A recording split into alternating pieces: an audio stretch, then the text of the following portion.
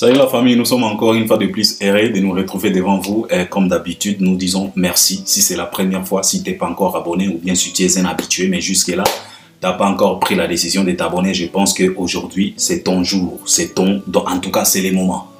Juste en bas dans le coin, tu cliques, tu t'abonnes, tu actives aussi la cloche de notification pour être notifié à chaque fois qu'on postera quelque chose. Tu seras notifié et tu vas te précipiter pour s'offrir quelques mégas pour regarder Albert Premier. En tout cas, tu ne seras pas de si. Partage les liens. Là, tu peux déjà liker. Partage les liens. Regardez aussi nos vidéos jusqu'à la fin. Et puis par après avoir bien... Comment est-ce que je peux dire? Donc, tu dois d'abord nous suivre jusqu'à la fin pour mieux comprendre. Donc, pour une bonne compréhension. Et après cette bonne compréhension, tu vas maintenant nous revenir à travers cet espace de commentaires pour nous accompagner par ton commentaire. Donc, on a besoin de ton commentaire parce que nous, on lit tous les commentaires. De toute façon, il n'y a pas 1000 commentaires. Ce n'est que 50 commentaires, 30 combien, 40 combien, 100 commentaires. En tout cas, tu peux lire tout ça. Biso tout le temps, on a des commentaires. Et na dévoilé les binoka et lokomoko et ça na commentaire ebele oyo Albert Premier natanga et fungola nga pe makanisi et pesa nga pe makanisi et pesa nga pe ba idée na salela yango pe ba émission et ça ba commentaire na bino. C'est la raison pour laquelle on vous demande souvent de laisser ba commentaire moko kitoko oyo ezo correspondre na oyo tokoloba. Donc c'est la raison pour laquelle toloba na bino il faut bolanda biso tina suka pour une bonne compréhension, pour que quand tu vas décider de nous laisser un commentaire et que ton commentaire puisse correspondre avec tout ce qu'on va développer, analyser, décortiquer, critiquer chez Albert Premier. C'est de ça qu'il s'agit. Alors, je suis là, c'est de l'actualité qui m'oblige. Je viens de me trouver quand même quelques minutes, je me suis dit, il faut que je puisse partager ces moments avec mes abonnés, mes subscribers. So, c'est la raison pour laquelle je suis là, parce que dans quelques minutes ici, je vais encore sauter pour aller chercher quand même quelque chose. C'est ça la vie. Et nous disons quand même merci. Celui-là qui nous a créé, celui-là qui nous offre toujours cette grâce que j'ai toujours l'habitude de dire, la grâce sans facture, la grâce de l'Éternel. C'est une grâce sans facture. On ne paye pas. Il n'y a pas de facture. Au moment où on a mon kilo, maille, facture. Courant, facture. Biloko nyoso, facture. Ce n'est que des factures, des taxes, des impôts, je ne sais pas comment. Mais en Zamboyo, moi ikutu, total yango gratuitement. La lune coûte aux otala la lune gratuitement.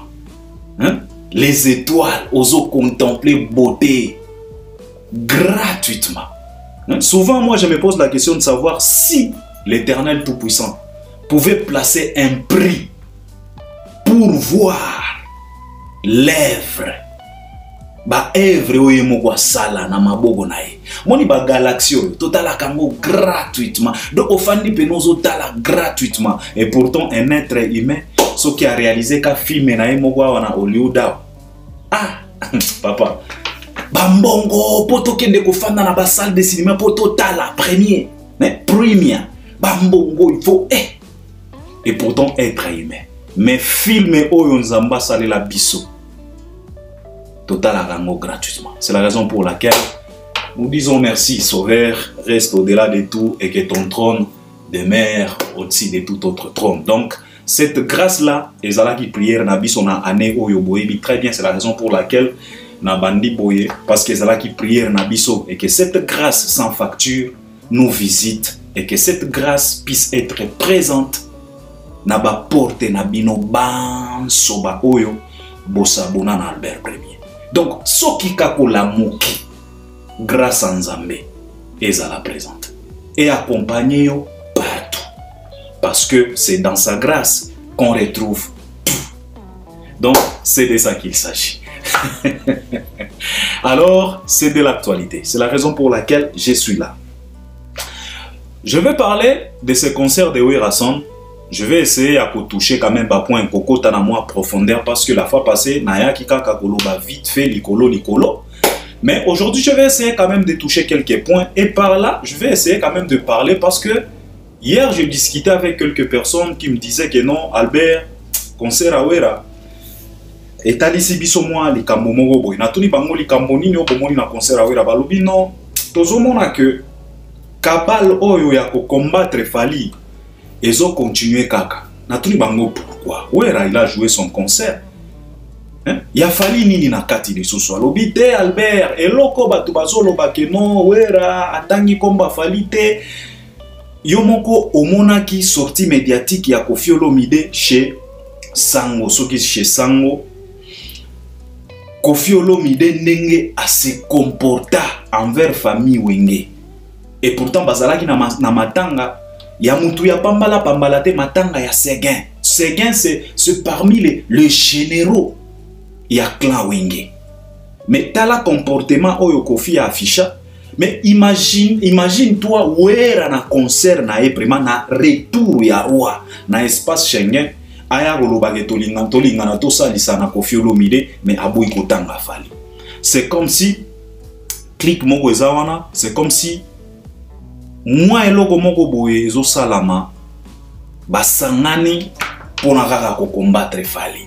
Alors tu penses quoi de ça Albert? En tout cas, ça la moi émission expose ta réflexion na likamboyo. Alors je me suis dit ok, je vais essayer de parler selon moi ndenge ngai na omona makambo ndenge pe na monelaka makambo. Donc ezaba sujet mibale wana oyo na kolobela. Donc bomoni ke deuxième sujet oyo on va parler de Fally Ipupa. To kolobela pe la prestation na ye na NBA All Star Africa Fally na États-Unis, Togolobelango moi vite fait parce que exclusivité tous en pena bien parce que au jour d'aujourd'hui Fally est tellement rare et comme vous le savez très bien ce qui est rare est cher. Donc Fally Ipupa pour le moment il se fait rare et il est tellement cher parce que un marchandise rare Fally. Donc c'est comme ça. Alors je vais commencer avec les concerts de Werason Yama Makanda. Les lots on a touché quelques points au côté de moi Mozindo. Wera a béti concerné. On a félicité comme d'habitude parce que pourquoi d'abord on a félicité parce que ça faisait un moment et beaucoup de monde on avait déjà classé Werason comme mission Basila boye bikaka na République démocratique du Congo na biso tosi lisaka batu kaka parce que na Congo ezalaka boye. Imagine toi Congolais azolo banayo ke Fally asila mutu auti ko beta la plus grande salle de l'Europe. Mais Congolais zolo banayo ke non Fally za bosila que Fally za atelemi na fer rouge mutu auti ko beta la plus grande salle de l'Europe. Mutu azo se préparer pour akende ko affronter Stade de France devant plus de 75 000 spectateurs. Mais Congolais zolo banayo ke non Fally za kosila. Et soko tournier siko soki Fally za kosila nana za komata. Feregola, mutu auti ko beta Adidas ya 7000 et puis atondi sakite. Yenda za ya komata. Mutu oyo abeta ki 40 000 yenda za ya kokita. Yango na lobaka na bino awa, ce qui est anormal ailleurs est tellement normal dans notre république. Et ce qui est normal chez nous est tellement anormal ailleurs. Yango na lobaka na bino awa, les gouverneurs, les ministres il y a république na biso soki ozui bango omomi bango na bamboko biso tofandaka bakoloba que ce sont des fous. Il faut ba kende ko traiter bango nano mitu po bazonga. Mais chez biso bango nde bakonzi bango nde bazwaka ba décision pour na peuple. Yango bozomona ba ville ezokweya lokola ba madame Goma ekwei Bukavu ekweya Uvira ezokweya kala mingi te Kalemi pe ezokweya kala mingi te. Nalobaki na bino. Vous m'avez demandé ici na mon bateau Albert et c'est comme si au bon makabama kamwebele à côté qu'on faut le baga vérité et si na loba na bino vérité. Et si na loba na bino vérité. Les jours où vous allez comprendre que le vrai problème de notre république à nous ce n'est pas le Rwanda, c'est ces jours-là que peut-être Tokobanda ko gagner guerre. Mais au moment où tozo tika la kaka na noto na film na théâtre oyo bakotisa biso na mitu que le malheur de la République démocratique du Congo, c'est le Rwanda. Tokoti kalaka kopola tous les jours. Nazolo banabino a la vérité. Parce que papa, guerre est à la réalité nango. Ce n'est pas tout simplement dans les au hasard comme ça. Batuba telemi, bazuba arme, bakeko bunda. Non, soubasma eza. Alors yo Congolozo talanga, luka oye ba soubasma nango.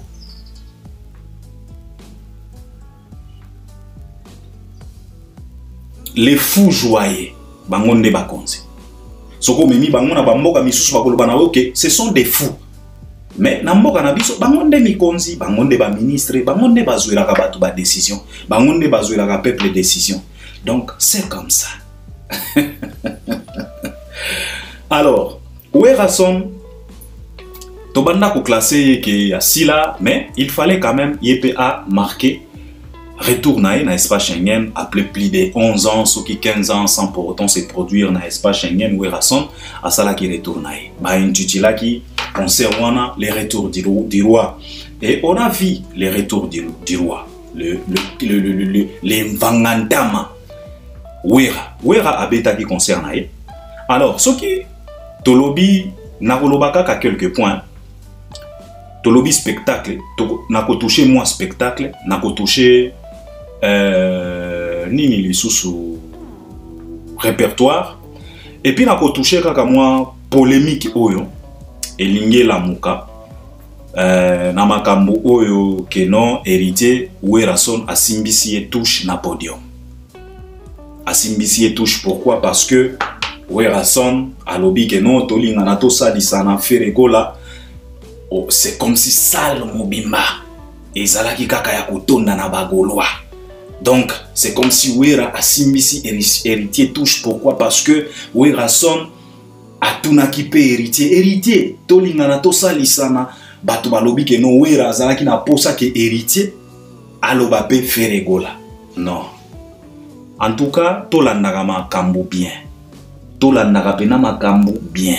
Concert eza na YouTube. Parti wana eza na YouTube et au trend na YouTube. Bokende botala très bien. Bolanda Ouera très bien ce qu'il a dit à héritier pour que héritier abimisa kombo ya Jibempiana. Ouera n'avait pas besoin que héritier abimisa kombo ya Ferry. Na koko ma place wana.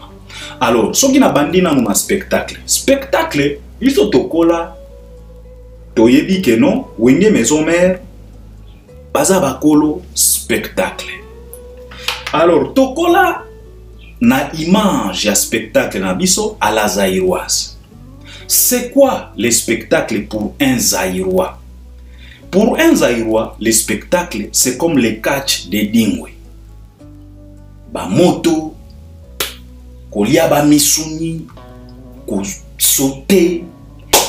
C'est quoi un spectacle pour un zaïrois? Eza ba shit, ba détourné, ba shit libre, ba moto, ba ni wanande spectacle pour un zaïrois. C'est la raison pour laquelle un zaïrois comme Charlie Prince, il s'est donné le luxe de critiquer les concerts de Fally en disant que si tu participes dans un concert de Fally Ipupa, tu vas somnoler. Et on lui pose la question de savoir pourquoi tu dis ça. Ces Zaïrois de Charlie Prince nous disaient toujours que chez Fally, il n'y a rien comme spectacle. Donc dans les concerts de Fally, tu ne trouveras pas ce qu'on appelle spectacle. Jusqu'à ce qu'on a intervenu, nous les Albert Premier, les Avertis, le Bev et les autres, on a expliqué que cela veut dire spectacle. Albert Premier, na salaba, ba émission ebele, na zolo banabatuke. Même démarche, il y a Naomi Campbell. Et ça, spectacle ya mobimba. Quand Naomi Campbell défile pour na marque quelconque ya Elamba, sa façon tout simplement de défiler, sa façon d'arranger le pas. Obabenga kabango moko soki catwalk. Spectacle ya mobimba. Nalobaki na bino awa sorti ya Kim Kardashian in New York City when Kardashian cheese industry in New York City. Et ça spectacle à mobimba parce que aux autres la créature, toi-même tu te poses la question de savoir est-ce que ba botaye ou bien ba spectacle mobimba. To explica bato que spectacle ezaka kate ba shit ko sauter ba moto non. Au jour d'aujourd'hui, on a des téléphones, des smart, ba téléphone nyon suzana ba torche lelo. Dans un stade de football, tango ba bomaka minda ya stade et on oblige ou bien ba sengi na batu ba pelisa ba torche ya ba téléphone na bango effet wana au jour d'aujourd'hui eza effet moko spectaculaire comme on a ba torche ou bien un concert tango to mona ki na concert na Paris La Défense Arena wana spectacle na ba concert ya ba Céline Dion, les gens ne sautent pas, les gens ne dansent quasiment pas. Mais lumière, ndenge Céline Dion a kolata, ndenge kaka ba ko placer podium, décoration. Donc robe na ye kaka, lumière, c'est spectaculaire sans pour autant que Moutou a sauté de droite, de gauche, abima lokola orang-outang, abima lokola chimpanzé, abima lokola gorilla, moko boye, abima lokola macaque. Non! Tant que tu as la concert à Céline Dion, alors ça c'est spectaculaire. Spectaculaire. Tu expliques. Quelques Congolais avertis, bah comprennent. Mais quelques Aïrois, bango bazaka kana format que non spectacle, il faut que l'on la moto michopo, il faut que lia michopo, il faut que sauter, il faut que salani. Yango to mona ki siko na concert ya Werason. Ndenge to mesana que non Werason mutu ya spectacle mutu ya nini, mais tu expliques bien que spectacle ce n'est pas tout simplement sauter. Parce que tu peux te casser la gueule. Tu peux te casser la tête. Yango to mona ki risque na concert à Werason.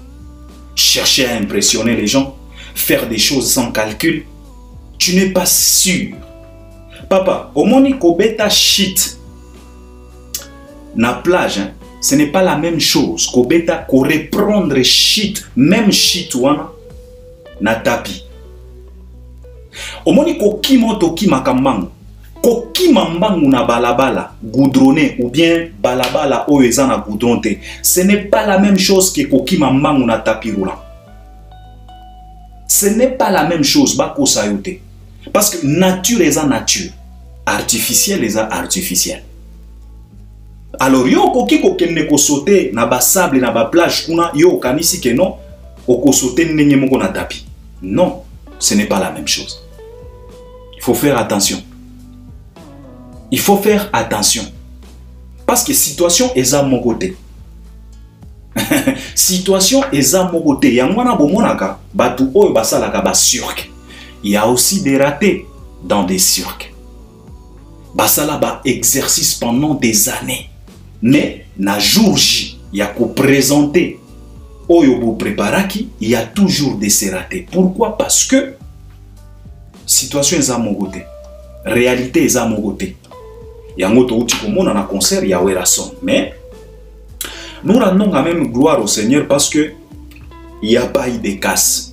Bon, je ne sais pas, peut-être ndeko oyo Joana Sota qui a kwela qui est sogi na kingo toyebi na nous situation na été, mais jusque là quand même il n'y a pas de casse. Muto a koufité, muto a boukanité.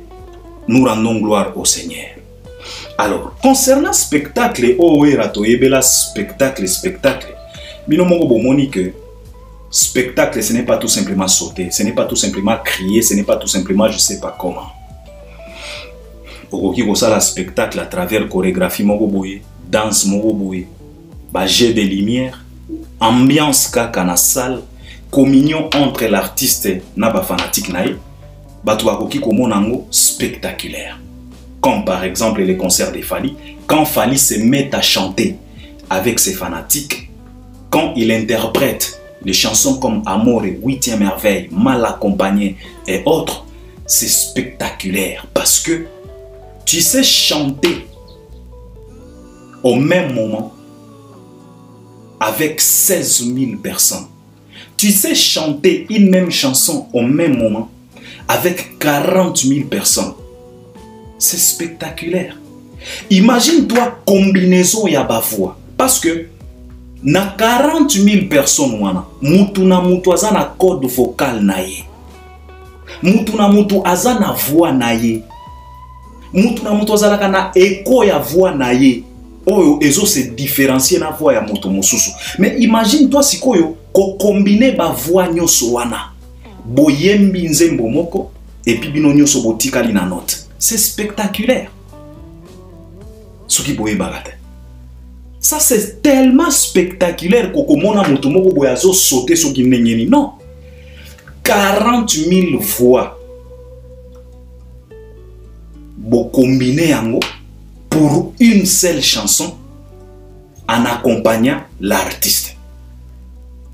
Et derrière vous, il y a la musique qui vous accompagne. Et vous êtes tous nakati ya note. Et pourtant nakati kuna batu ya dièse baza, batu ya organe baza, mais bon se retrouver binonyo sur la note. Ça c'est spectaculaire. Koleka kutu komona mutu a sauté ake kokwele la mosusu na kingo. Alors nos artistes, il faut beaucoup de format à l'élo. Ba concert à Badadju, ba concert à Gims, c'est tellement spectaculaire. Otali bisika ba sauter au moniteur, otali bisika ba bini au moniteur, mais bazolo banayo que c'est tellement spectaculaire. Donc certaines zaïroises, tolongona makambo ya kala. Tokotana monde ya lelo. Spectacle, ce n'est pas tout simplement crier, sauter, je ne sais pas comment, parce qu'il y a un concert à Ouera, on a failli perdre la vie de quelqu'un. Et ça, c'est tellement dangereux. Alors, on a un spectacle à Ouera, on a mon qui est là, extraordinaire, parce que j'ai constaté, je ne sais pas s'ils ont travaillé, parce que nous, on a vu Ouera travailler, Ouera faisait des répétitions à Kin, Nabasta des martyrs, bon, je ne sais pas vraiment qu'est-ce qui s'est passé réellement, mais na côté à spectacle vraiment, na monaki eloko ya extraordinaire te, bogoli mbisanga. Na monaki pena eloko ya extraordinaire te na côté spectacle, mais ils ont fait des sons miens, ils ont fait avec les moyens des bords. Et c'est là où je félicite Ngiama.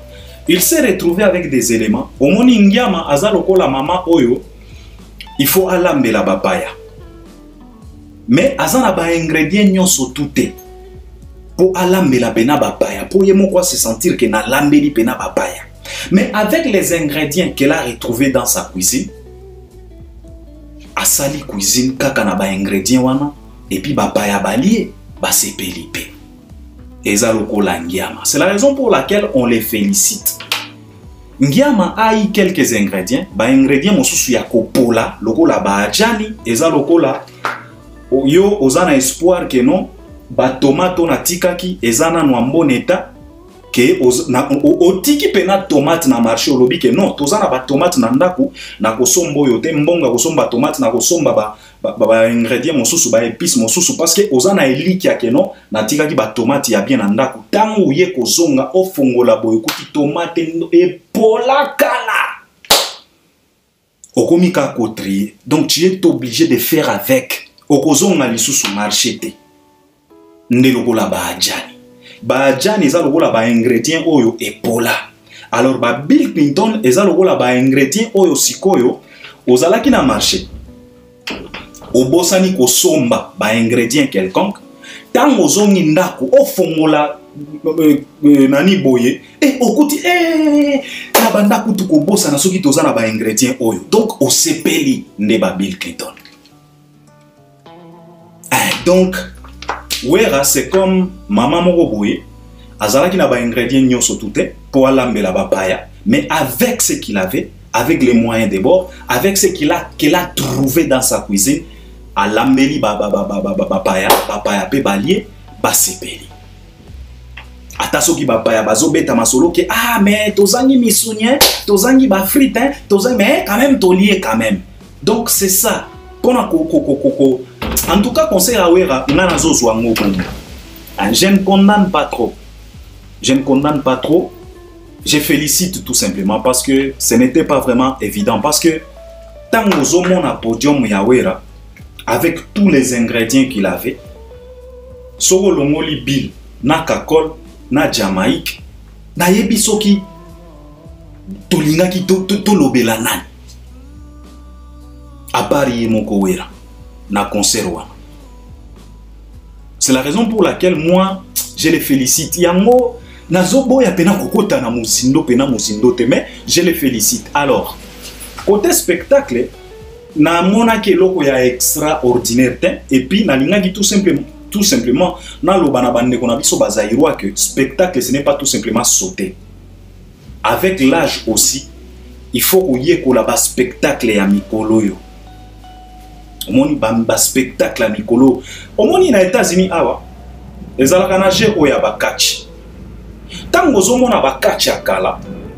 Ozo comparer mona ba catch à lelo, ce n'est pas la même chose, ce n'est plus la même chose. Et ce n'est plus la même chose. Donc makambo ezo changé, monde ezo changé, mon kilezo évolué. Donc spectacle pe ezo changé. Nalobi na bino awa, même ko yemba, vous êtes plus de 40 000 personnes, ozo yemba nzembo moko. C'est spectaculaire, sans pour autant sauter. Logo la ba macaque. Donc na spectacle Wera vraiment tozu yango bongo. Ce qui toque na répertoire kuna en tout cas tozu yango pe bongo kaka. Parce que Wera a des chansons.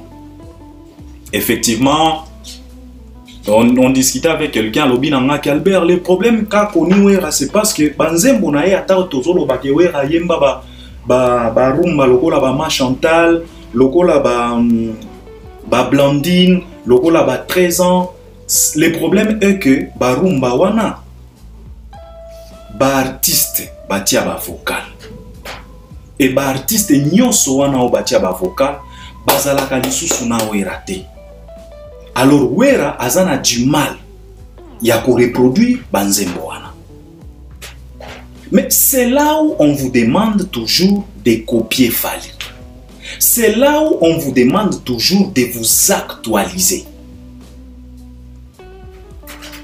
de se rajeunir. On vous demande toujours d'embrasser les formats actuels. Wera n'est pas obligé de reproduire Blandine, de reproduire Ma Chantal, de reproduire 13 ans comme dans le passé. Non. Pour ça, la nenge fallait à ça la carte. Tant qu'on fallait zobeta nzembo lokola likolo. Est-ce que fallait a besoin de Nino? Fallait n'a pas besoin de Nino pour batuba yemba likolo. Tant qu'on fallait betaka un coup. Fallait zalaka kaka obligé pour dadjo azala. Non. Fallait zalaka kaka na obligation te il faut dadjo azala. Non. Fallait betaka un coup. Na ba concert presque nyonso ya Fally un coup ebeta makati. Sans dadju. Yango to senga na bino, il faut s'actualiser, il faut se connecter. Beaucoup ta na format ya sika. Soki bozo tika la kaka na format ya kala, boko banda ko rencontrer kaka ba difficulté na ba propre concert na bino, na ba propre nzembo na bino. Et pourtant bo banda ko seka Fally ke ba featuring ya so sala to komona na ba concert soka bo banda ko sala ndenge nini. Mais Fally s'en sort sans problème. Et pourtant, bino nde boko misiko na du mal ya ko reproduire ba propre nzembo na bino. Pourquoi? Parce que ba personnel baza lisusu te. Yango to lobaka na bino, il faut s'adapter. Wera, il est capable ya kozwa Blandine, ya kozwa Ma Chantal, ya kozwa 13 ans. Asali yango nzembo moko. Abeti parti moko ya Chantal, parti moko ya Blandine, parti moko ya 13 ans. Ba parti ya batu o batiaki ba vocal a supprimer yango. Il est capable de le faire. Soki a fandi pena à 8 ans, il peut travailler. Et puis wera azape na banzembo lokola ba surprise kapangala. Wera ayemba surprise kapangala presque yemo quoi. Mokili monde ya surprise mama ngai na ebaki te. Baninga na kanisa bandeko nde banananga. Batiranga mitambo nzela nyonso baluka vinanga ebeba. Wera pouvait même kobetela biso ata surprise kapangala. E awenge. Bokolo beza nzembo awenge mezo malet. Non ya awenge. Adolphe abetaka voyage na etile l'autre. Surprise kapangala. Ba musicien balingaki kaka basala bakero otiki ngai tente tunte mama ami kapangala. Wera pouvait le faire. Na répertoire obeteli biso ata surprise kapangala bandana ebandeliti na suka bato balingaki ba savourer. Mais répertoire ezalaki kaka neti yango nazolo bana bino awa tozwa wera lokola kaka mère oyo bapaya bazoya mais azana biloko pena nyonso toute na kati ya cuisine.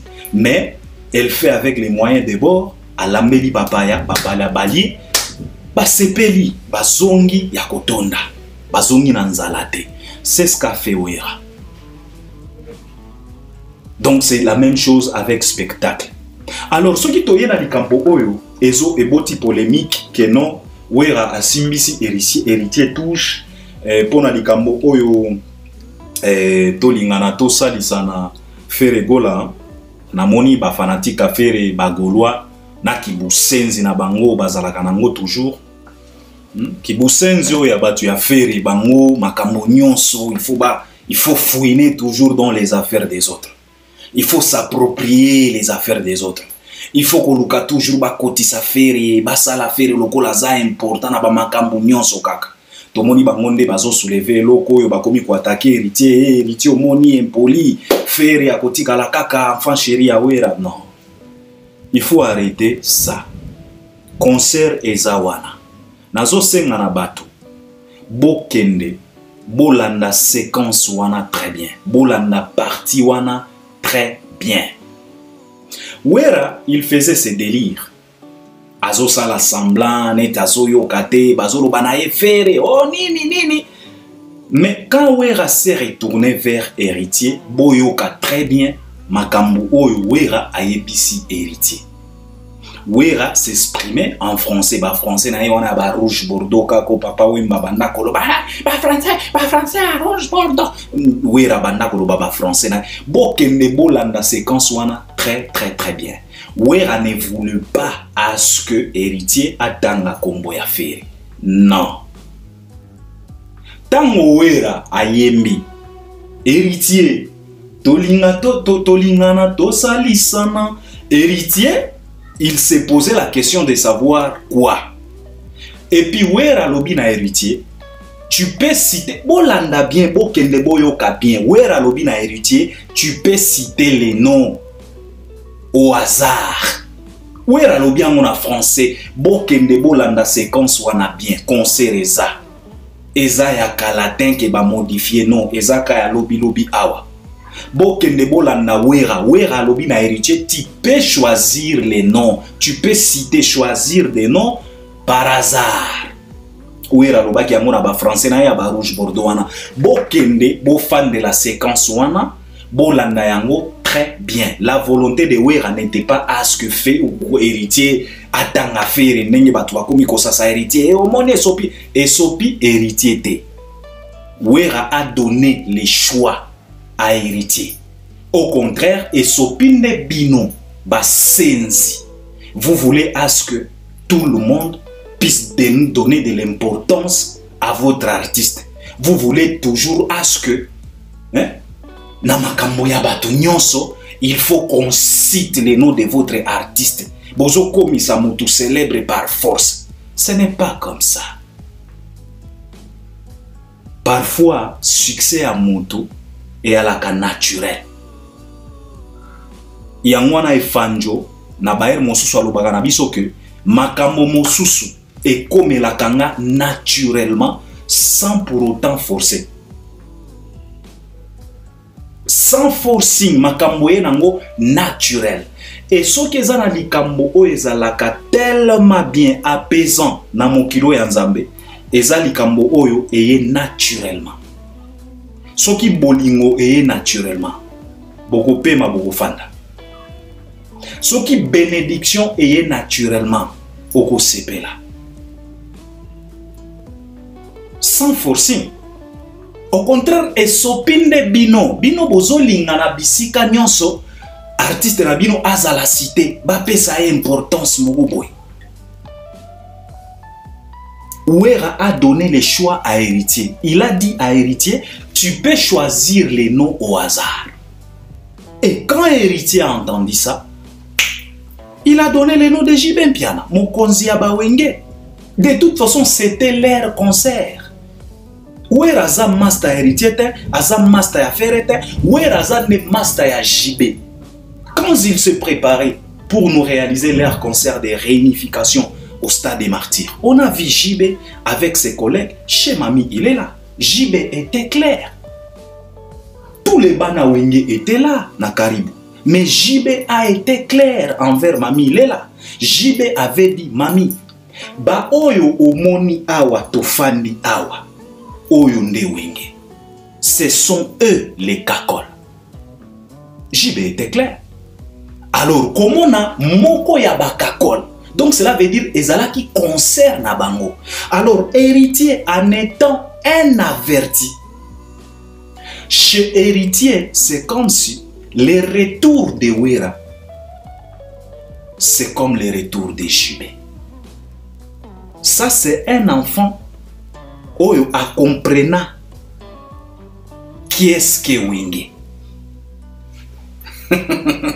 Et sopine bino, parce que bino na artiste na bino botika la jamais ko comprendre Wenge. Yango artiste na bino tata banaka awa ye wana le marquis, ye wana quartier latin a invité Kofi. Donc ao tata bana. Mais tu ne verras jamais héritier. Il y a aussi des gueugueux. Il y a eu aussi des gueugueux entre maison mère et héritier.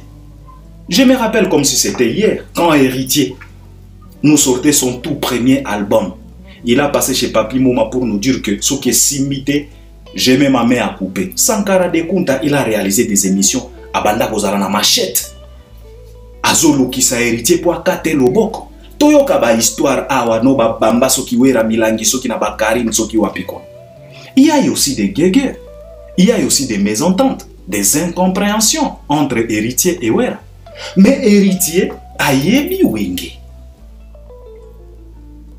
Contrairement na artiste na bino, bolingi bo bimisa héritier loko la yuma. Non.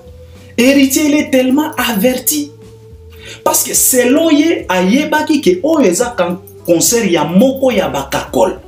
Alors les retours d'un kakol parmi eza retour ya ba kakol nyoso. Alors na concert oyo kombo ya JB il faut ebima parce que yene mokonzi ya Bawenge. Siko yo bino bolingi bo pese kombo ya Fere na kombo ya JB. Vous êtes malade. Bozo comprendre Wenge, vous n'êtes pas dans l'esprit Wenge. Et sopi bino fort. Et sopi héritier, héritier aza grand, azanka. Il est averti le mec. Batu namoni batu basali ba émission. Oh, Ouera a humilié héritier. Non, Ouera a humilié héritier. Ouera a pesa ki choix na héritier. Nalobi na bino bo kende koyoka séquence wana très bien. Ouera a bien dit à héritier. Fais comme si tu choisis les noms au hasard, par hasard. Héritier a beti JB, mokonzi ya Bawenge. Batu nyonso bazalaki na podium ya Ouera wana na concert samedi. Mokonzi na bango nyonso, papa chéri binada.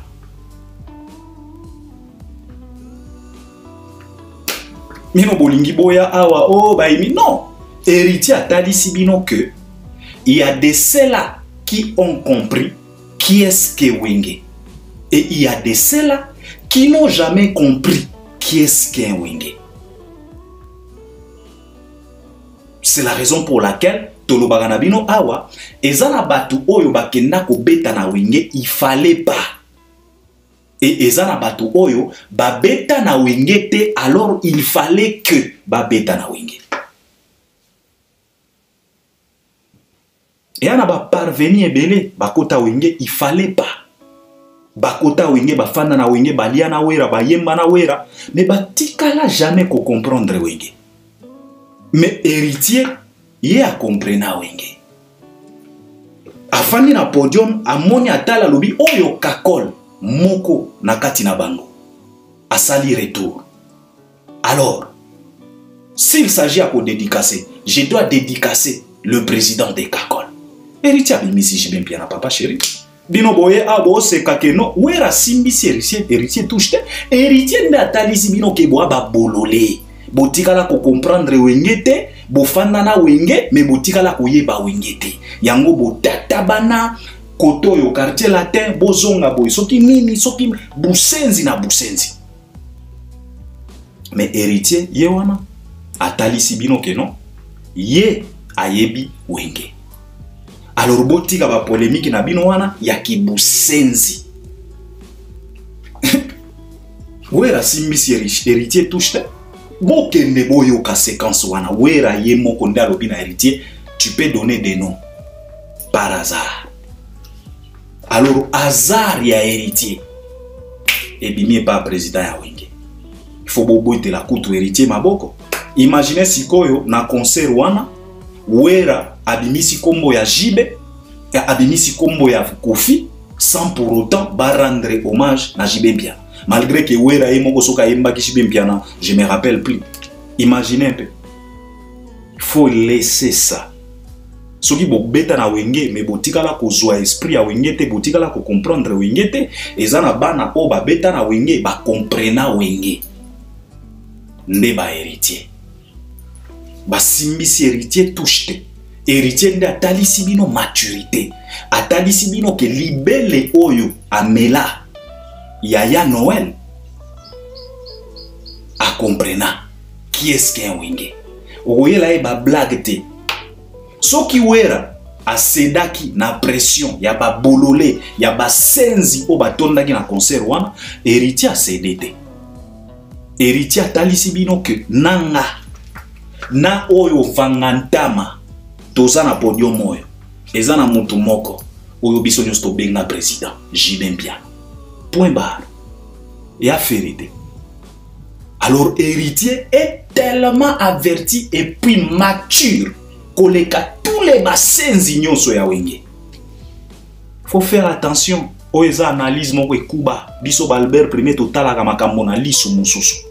Nyonso bozoloba o basimbisi héritier basimbisi e touche te. Héritier à faire bino comprendre qui sont ceux-là qui ont compris wenge et qui sont ceux-là qui n'ont jamais compris wenge. Alors il faut arrêter babou senzi na bino wana. Il faut vraiment arrêter. Alors, na moni na zui temps ebele, tika na sala deuxième partie, siko na deuxième partie ne tokolobela sikoyo. Et loko oyo ya koloba ke wera atangi kombo afali te atangi Kofi, c'est comme si kabal moko boye ezo se préparer pour na ko combattre Fali. Na kosala ngo na deuxième partie, ne vous en faites pas, je vous promets vraiment. Soki bimi le lote, lobby na kosala ngo parce que lobby pe na ko récupérer moi 30 combien minutes. Na kosala la deuxième partie, je m'excuse vraiment na mon temps et qu'il faut que je saute. Na kosala la deuxième partie. Na deuxième partie nde tokolobela sikoyo complot, soi-disant complot, soi-disant ba métier ensemble, ba sali ba semblant, ba bomi ba moto na bango dans l'hypocrisie pour combattre Fali. Yango ne tokoya kolobela ngo na deuxième partie, mais na partie oyo tosuka nanu awa. Donc cela veut dire que na concert ya wera biloko misatu o na lobeli bino awa, na lobeli bino spectacle, na lobeli bino répertoire. Pour conclure na concert ya wera, conclusion tokoloba kaka wera c'est comme une dame oyo ayambaki bapaya et elle a fait avec les moyens de bord oyo azalaki na ngona kati ya cuisine alambi bapaya pe balie bakepe ya kosepela. Wana nde conclusion na concert ya wera. Na likambo oyo ya héritier ke wera simbisi héritier touche wera tikala ko simbisa héritier touche te. Au contraire, héritier Atalisi Mokilike, lui, il a compris les wenge. Et ayebi place ya moko na kati ya wenge wana.